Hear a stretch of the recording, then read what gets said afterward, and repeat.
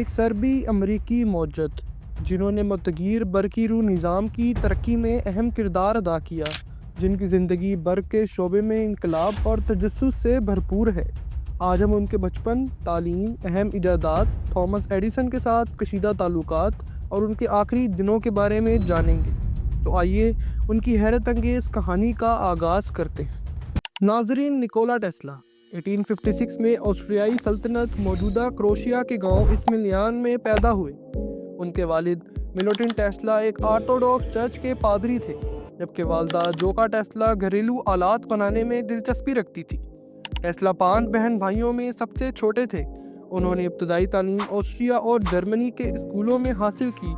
1884 میں ٹیسلا امریکہ پہنچ گئے اور تھامس ایڈیسن کے ساتھ کام کا آغاز کیا۔ ابتدا میں وہ بہت محنتی ثابت ہوئے، لیکن ان کی سوچ ایڈیسن سے مختلف تھی۔ چند ہی مہینوں میں اختلافات پیدا ہو گئے اور ٹیسلا نے ایڈیسن کی کمپنی چھوڑ دی۔ اس کے بعد ٹیسلا نے آزادانہ طور پر تجربات شروع کیے۔ Nobody had figured out how to make an AC motor that would work because they were all thinking about the traditional way in which you designed a motor. Tesla نے اپنی زندگی میں بہت سے اہم ایجادات کی۔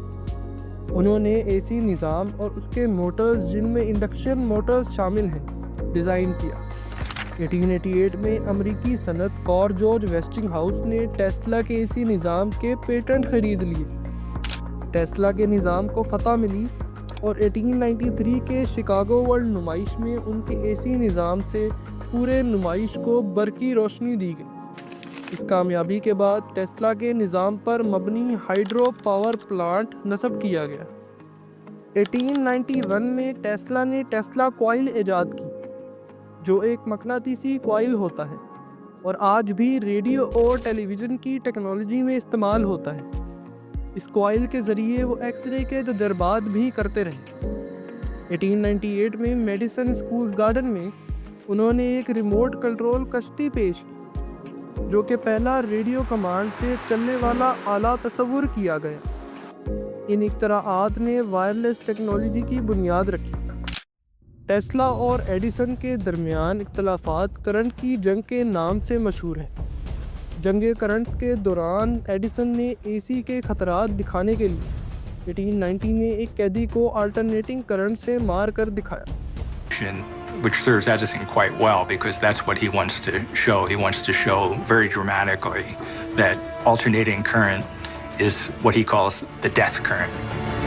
ٹیسلا کی بہت سی کامیابیاں تھیں۔ ان کے اے سی نظام نے دنیا بھر میں بجلی پہنچانے کا معیار ہی بدل دیا۔ ان کی خدمات کو سراہتے ہوئے 1917 میں انہیں ایڈیسن میڈل سے نوازا گیا۔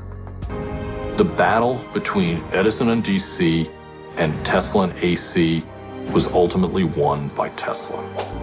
تاہم ان کی زندگی میں ناکامیاں بھی آئی۔ ان کے سب سے بڑے منصوبے وارڈن کلف ٹاور پر فنڈز ختم ہو گئے۔ 1895 میں ان کی تجرباتی لیبارٹری جل گئی، جس سے کئی نوٹس اور آلات ضائع ہو گئے۔ مالی تنگی کے باعث انہیں ہوٹلوں میں رہنا پڑا اور زندگی کے آخری دن تنہائی اور محدود وسائل میں گزارے۔ ٹیسلا نے اپنی زندگی کے آخری ایام نیو یارک کے ہوٹلوں میں گزارے اور 7 جنوری 1943 کو نیو یارک میں انتقال کر گئے۔ ان کے مرنے کے بعد بھی ان کی خدمات کو بھلایا نہیں گیا۔ 1943 میں امریکی سپریم کورٹ نے ریڈیو سے متعلق کچھ اہم پیٹنٹ ٹیسلا کے حق میں کالعدم قرار دے کر ان کی جدت کو تسلیم کیا۔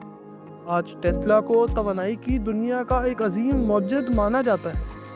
امید ہے آپ کو نکولا ٹیسلا کی زندگی کے بارے میں یہ معلوماتی ویڈیو پسند آئی ہوگی۔